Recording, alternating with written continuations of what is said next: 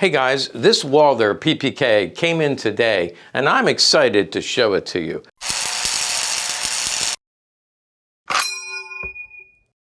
Okay, here it is. At first glance, it's unremarkable gun. It has a standard amount of wear that you would expect. Certainly this was kept in a holster.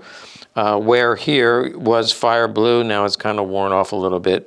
The bluing turns almost a brownish gray. 7.65, nothing remarkable there. Front strap is actually pretty nice. The grip is not cracked here, or the typical crack here is not there. So the grip actually held up really nicely over the years. You do see where right here, where the slide goes back, if I'm not sure if a gun's been refinished or not, I always look for that, because if the gun has been shot, it'll make that marking. If it's been refinished and generally not shot, then it'll look more like that, where it's blue all the way across. So this one is a little bit off center because there's no scratch here, but scratch here, original finish. Now, here's what's remarkable about this gun. And most times having somebody's name on the gun doesn't really help unless you can prove who that person is. By the way, the serial number here puts it in 1938. You do see a lot of grease in here. It was put away. The story from the former owner, they said they found this gun in the attic after Grandpa passed away. Grandpa was in World War II. He passed away recently. We never knew he had this gun. He never mentioned it. We never saw it. But after he passed away, we found this up in the attic. And it had a little bit, well, it was covered with dust and dirt, a little bit of corrosion. I had to clean it up quite a bit, and it still has plenty of grease and corrosion. You can see it under there and under the grip. Otherwise, in very nice condition. 1938 would be Crown N. And then right here, we have the name Eric Engel. Now, that's not Engelbert, but Eric spelled in a Germanic way, Eric Engel. Very small, not a factory engraving. For sure, that was not done in the factory, but any jeweler would, if you went into any jeweler at that time, especially in Germany, they could put your name on it. So I, of course, thought, well, I'll Google it. I asked the family, did you get any background or any history on this, or how he came to get it? And they said, no, we never even knew he had it. He's now gone, so we don't know how he got it. Obviously, it was turned in at the end of the war because the American troops got on a loudspeaker and said, turn in all your weapons, and the townspeople would dutifully obey. So this is very small, not factory. Any jeweler could have done it. But who is Eric Engel?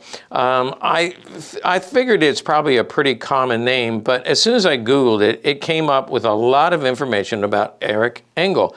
Turns out he was a movie director. Now, there's no way for me to prove that this was his. He was a civilian, never in the military.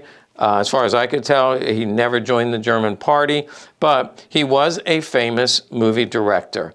Now, what I know, I don't know a lot about German movie directors, but I know during the war, Goebbels, the propaganda minister, he rounded up as many movie directors as he could to make propaganda films. And that was just basically the superiority of the Aryan race, movies about bravery and joining the military and serving the fatherland and all that kind of stuff. But for Eric, he started making movies in the 20s. They were silent films, and he specialized in comedy. So then during the war, I kind of think he straddled the political parties. Like he didn't seem to join in with any of the political parties with both feet. He obviously had to be very diplomatic. And for him to buy a gun, again, this is just assuming this may have been his gun. There's no way to prove it.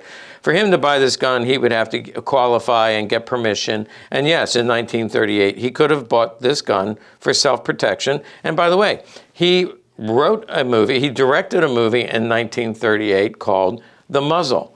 Now, I happen to think that that was about the muzzle-numbered PPK, but actually it says, that's a joke, guys.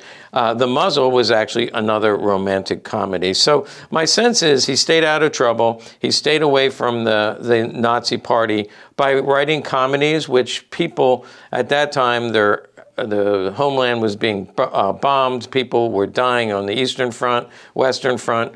They needed things like romantic comedy movies to brighten their day. And so I'm sure he served a purpose during the war. Although I noticed, well, he made about 30 films from what I could see. And I know he made some in 38, 39, and all the way up to 40. But after that, no films. I could only guess that the cities were being bombed and they didn't want people congregating in movie theaters. And so no movies until after the war. He survived the war. So Eric survived the war, and after the war, again, he straddled both sides of the political fence because it said he made movies for East Berlin and West Berlin. So he was well known, well liked, made movies all the way up to 1961 when he passed away after a lifetime of making films. Now, one warning about this. Of course, I can't prove who this was actually issued to, and my warning is, I know some of you send me serial numbers and say, can you tell me who owned my gun? It is very rare for us to be able to actually track down a gun to the original owner. I almost can never do it. So save yourself some typing and don't bother unless you have some pretty strong provenance that you can share with the gun. Thanks for watching. Make sure you like and subscribe to our channel.